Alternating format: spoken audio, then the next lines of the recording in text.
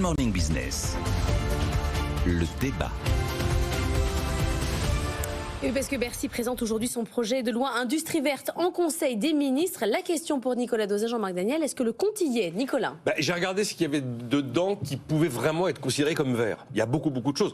L'une des principales annonces, c'était que c'était de la politique de l'offre qu'on allait continuer à pratiquer. Politique de l'offre, elle est ni verte ni autre chose. Avec par exemple le crédit impôt. Voilà, la grande nouveauté, c'est le crédit d'impôt, le nouveau crédit d'impôt qui pourra quand même couvrir jusqu'à 45% des investissements réalisés dans 4 secteurs qui sont les batteries, l'éolien, le solaire et les pompes à chaleur. On est clairement dans des secteurs considérés comme des secteurs liés à la transition énergétique. Je ne sais pas combien ça va coûter, même si visiblement la politique des chèques est terminée, nous dit le président de la République.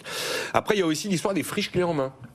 Et en fait, plus qu'une industrie verte, je pense que c'est une vraie attente des industriels, qu'ils soient verts ou pas verts d'ailleurs, parce que c'est la principale reproche qu'on fait aujourd'hui à la France, l'impossibilité de trouver du foncier. Et puis après, on sait les délais astronomiques pour réussir à lancer des projets.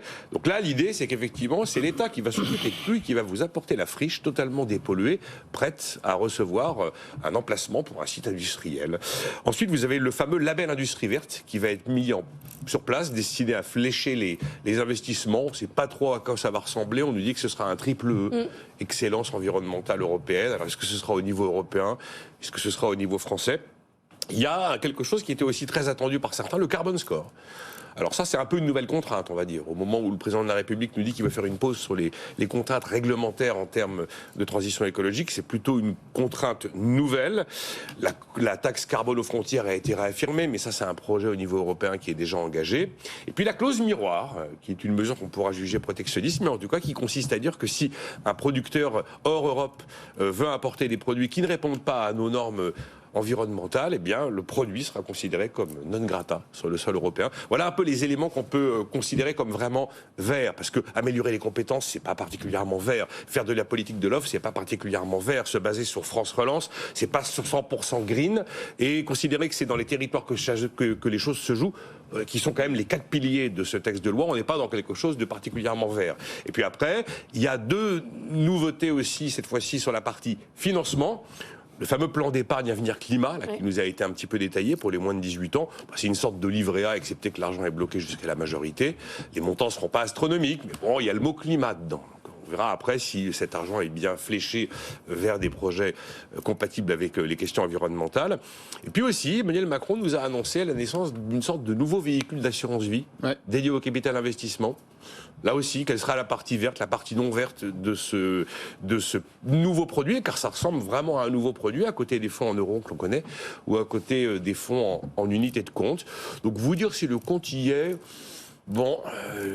Comme on dit d'ailleurs, tous les industriels, et c'est généralement la phrase consacrée, ça va dans la bonne direction. C'est généralement ce qu'on dit par rapport à ce genre d'initiative politique. J'imagine que Jean-Marc Daniel est partagé, divisé, parce qu'il y a le vert dedans, donc ça a son cœur bas. Voilà. Et en revanche, il y a des nouvelles contraintes, du fléchage, des subventions, jusqu'à 45%.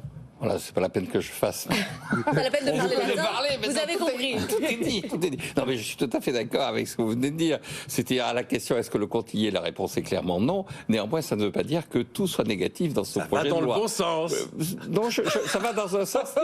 J'ai pas savoir dans quel sens ça va. Ça va dans le bon sens, ça suppose qu'il y a un sens. Ça va dans un sens. Ça part un peu dans tous les sens. C'est pro-industriel surtout, voilà. Ça part un peu dans tous les sens. Alors, effectivement, je pense que d'abord on essaie de courir après plusieurs lièvres. Or, il y a un principe simple en économie, c'est le principe de Tinbergen. Quand vous avez une décision à prendre, un objectif, vous mettez un outil au service de cet objectif et vous vous calez sur cet outil. Vous faites en sorte de faire vivre cet outil jusqu'à ce que vous ayez atteint votre objectif. Là, c'est assez confus. On parle même de créer 80 000 emplois. Est-ce que l'objectif, c'est effectivement de faire la politique de l'offre, de créer des emplois, de relancer la dynamique de réduction du chômage, ou est-ce que c'est véritablement de répondre à ce problème fondamental qui est le réchauffement climatique? Mais de même que vous avez un bricolage fiscal, le véritable enjeu, c'est de faire confiance aux entreprises, et le véritable signal que l'on doit donner en termes de décarbonation, c'est une taxe carbone claire qui donne un prix au carbone et après, on laisse les entreprises, on laisse les particuliers, on laisse tous les acteurs économiques se déterminer par rapport à ce signal. Alors, il y a quand même deux éléments qui, je trouve, positifs. Le premier élément, c'est effectivement le fait de raccourcir les délais pour créer des entreprises, quelles qu'elles soient.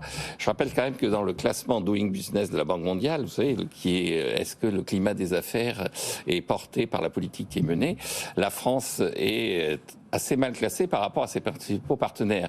L'indicateur va de 0 à 100, les États-Unis et le Royaume-Uni sont à 84, l'Allemagne à 80, et nous on est à 77.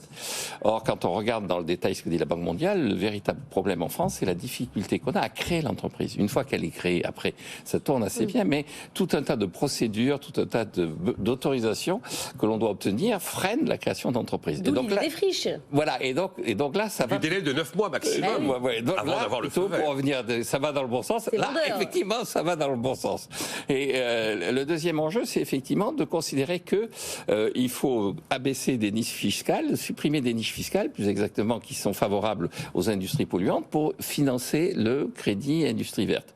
Donc cette idée qu'effectivement, on va utiliser les ressources liées à la taxe carbone, à la fin de la subvention pour financer effectivement la transition écologique, ça c'est conforme à la logique de ce que théorisait Arthur Pigou sur les taxes contre les externalités. Donc là, il y a quand même deux pistes qui sont à creuser dans un ensemble général où on a un texte court et pourtant déjà confus. Oui, enfin bon, dès qu'on met un peu de verre, il est moins grognon, Jean-Marc. On mettra du verre partout maintenant. Ah là, c'était un Jean-Marc moins grognon. Oui, quand même.